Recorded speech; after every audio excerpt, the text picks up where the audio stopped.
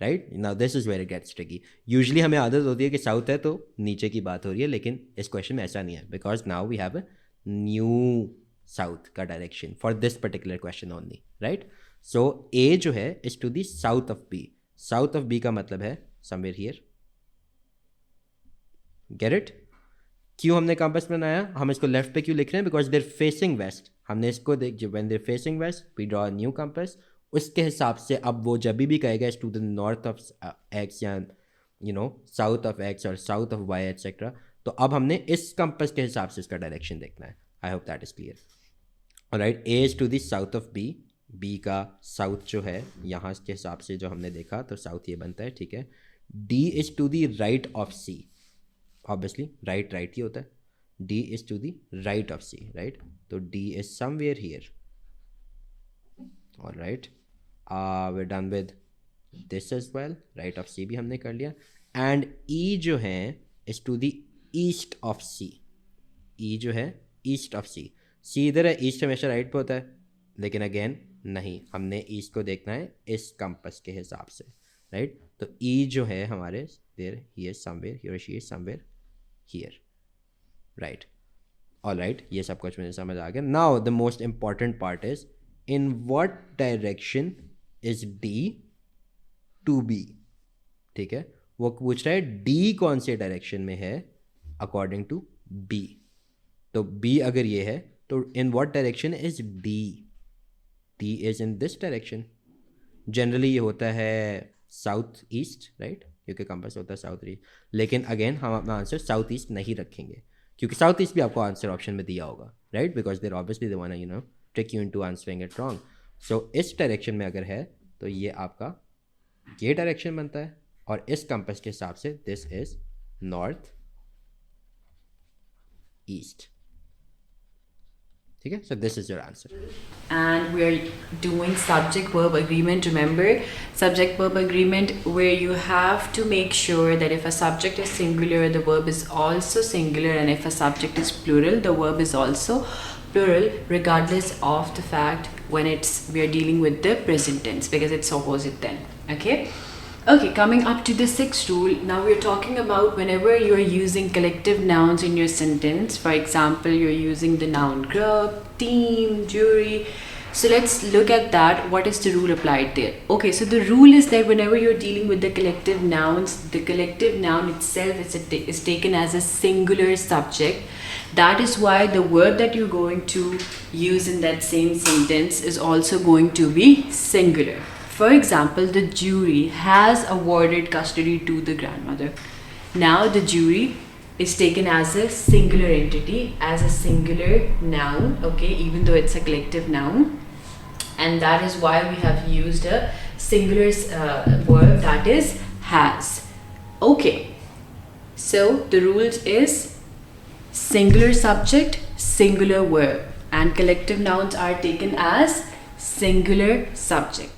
And यहाँ पे हमें A cube plus B cube की वैल्यू निकालनी है, राइट. यहाँ पे we have A plus B equals to 3 and A B equals to 2. So जब भी आपके पास क्यूब में कोई वैल्यू चाहिए हो आपको, स्पेसिफिकली इस तरह का कोई भी केस हो, तो वहाँ पे we use the identity A plus B whole cube is equals to A cube plus B cube plus 3 times A B multiply by B plus A. हम लोगों ने ये expansion A plus B cube की देखी थी, right. इस expansion को use करते हुए हम इस फॉर्मूला के through A cube plus B cube की वैल्यू निकाल सकते हैं. We have the value of A plus B and we have the value of A multiply by B, and A cube plus B cube is what we need, right. तो A plus B की value is 3, this will become 3 cube. This is what we need. a multiplied by b is equals to 2 and b plus a is equals to 3 again, right. So a cube plus b cube, this will become plus 3 times 2 is 6, 6 times 3 is 18 and 3 cube is 27. So 27 minus 18, 18 यहाँ add हो रहा है, उधर जाके subtract हो जाएगा. This will give us 9. So इसकी value 9 आ रही है, which is option number C. Oscillations का जो सबसे पहला टॉपिक है that is simple harmonic motion, SHM. Simple harmonic motion को समझने से पहले हमें वाइब्रेटरी मोशन को समझना होगा. What is vibratory motion? Okay, vibratory motion जोन सा है उसकी डेफिनेशन बहुत सादा सी है, to and fro motion of a body. सबसे पहले तो वाइब्रेटरी मोशन की जो एक सबसे पहली हमारे पास कंडीशन है that is to and fro motion. Secondly about a fixed point, about a fixed point, ये सेकंड कंडीशन है। And third and last condition है along same path. That is definition of vibratory motion, ऐसा motion जो किसी body का to and fro motion हो, like आगे पीछे। Secondly the body about fixed point, एक खास पॉइंट होना चाहिए, मेन पॉइंट उसके अलोंग हो, राइट, उसी एक पॉइंट है खास, उसके अलोंग ये मोशन होना चाहिए, राइट, आर्बिट्रेरी नहीं होना चाहिए। Secondly along the same path, it is called vibratory motion. सबसे पहले हमने पढ़ा सॉल्यूशन, ठीक है, उसके बाद हमने पढ़ा है कोलाइड्स और उसके बाद हमने सस्पेंशन, ठीक है। एक निकल को इसके मॉलिक्यूल को पार्टिकल छोटे छोटे को बहुत ज्यादा, ठीक है। इसके पार्टिकल मैंने आपको साइज पिछले वीडियोस में अभी रेस से पहले मैंने आपको बता दिया था कि उसमें मैंने आपको बता दिया था कि उसका साइज क्या होता है, ठीक है। तो अब इसका थोड़ा सा साइज बड़ा होगा, इस वजह से बड़े, ठीक है, ये ऐसे। ठीक, मैं आपको टेंगल इफेक्ट समझाने लगा हूं। टेंगल इफेक्ट कौन सा सॉल्यूशन टेंगल इफेक्ट देता है, टेंगल इफेक्ट होता क्या है। और तीसरा हमारे पास है सस्पेंशन, इसके पार्टिकल इन तीनों से बड़े होते हैं, दोनों से बहुत बड़े बड़े से पार्टिकल ऑफ सॉल्यूट, ठीक है, ये ऐसे बड़े बड़े होते हैं।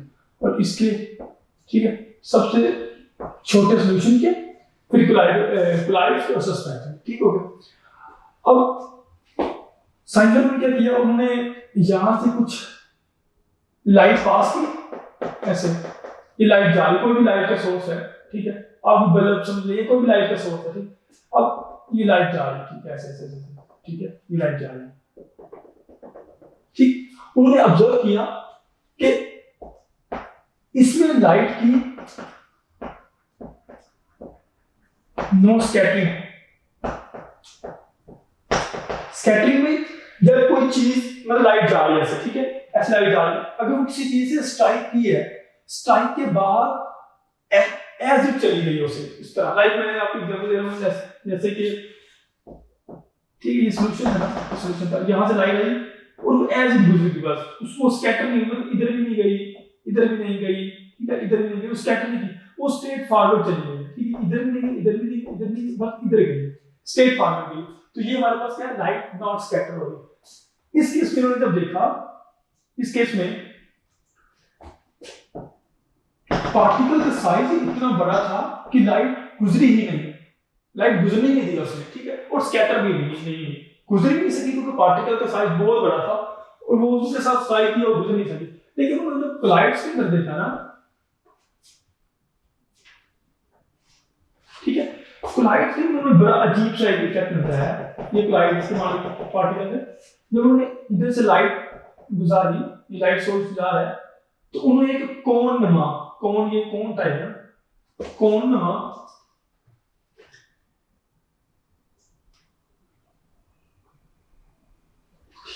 कोन टाइप,